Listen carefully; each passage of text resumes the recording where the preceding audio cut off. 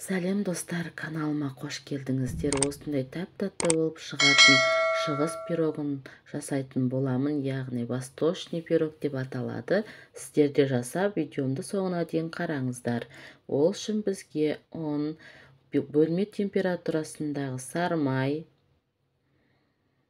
жақсылап араластырып алатын боламыз, осындай етіп.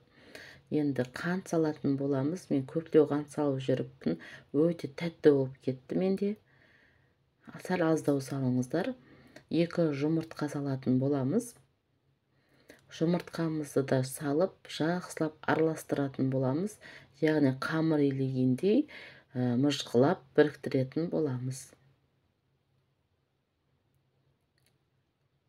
Жақсылап біріксін.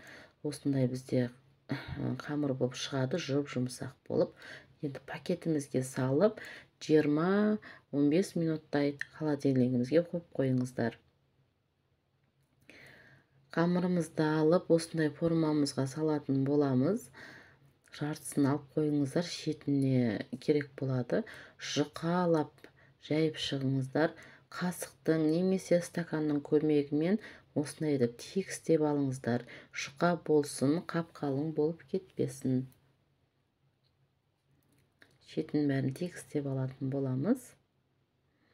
Енді үстіне кез келген орехтарды сала берсеңіздер болады. Менде осы түрі бар екен.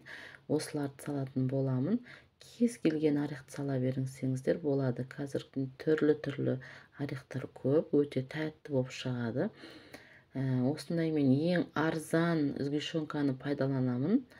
Сіздер өздеріңіз білесіздер, кез келген сгущенка жарай береді.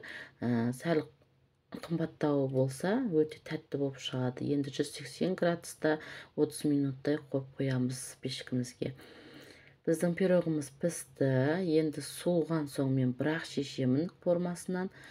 Суымай тұрып алмаңыздар. Суысын, әбден сусын, холодильникке салып қойсаңыздар да болады. Әбден мұздасын.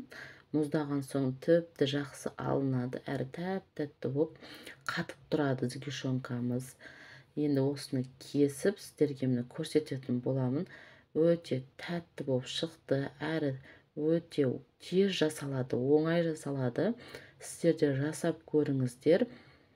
Қонақ келгенде де столға қойғанға өте әдемі көрінеді.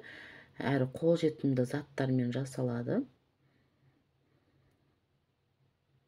Достар, каналыма тіркеліп мені қолдап кетіңіздер, лайк басып кетіңіздер, комментарий жазуды ұмытпаңыздар.